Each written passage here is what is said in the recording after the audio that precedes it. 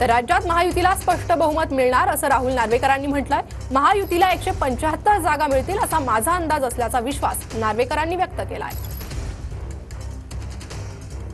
विधानसभा अध्यक्ष राहुल नार्वेकर आपल्या सोबत आहेत। कुलाब्याचे ते उमेदवार होते। कुलाबा सगळ्यात कमी टक्केवारी पाहायला मिळते। ही बाब खरी आहे की कुलाब्यात राज्यात सर्वात किंवा देशात सर्वात कमी मतदान यापूर्वी झालेलं दिसून आलेलं आहे।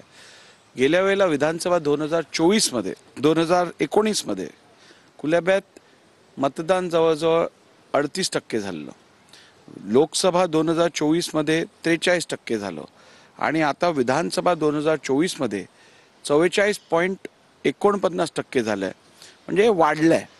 समाधानकारक नाहीये परंतु वाढलेलं आहे एवढं निश्चित आहे आणि आमचा प्रयत्न राहणार आहे यापुढेही हे मतदानाचा टक्का वाढवून जास्तीत जास्त मतदान हे कुलाब्यातनं करून घ्यायचं।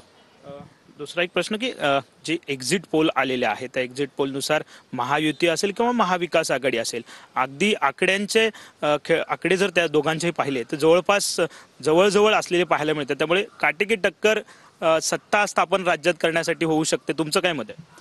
नाही, मला वाटतं की महायुती आमच्या युतीला स्पष्ट बहुमत मिळेल आणि माझं अंदाज आहे की 250 जागा या महायुतीला मिळतील। 175 जागा। कॅमेरामन किशोर भोवरसह विनायक डावरुंग, ट्विनर मराठी, मुंबई।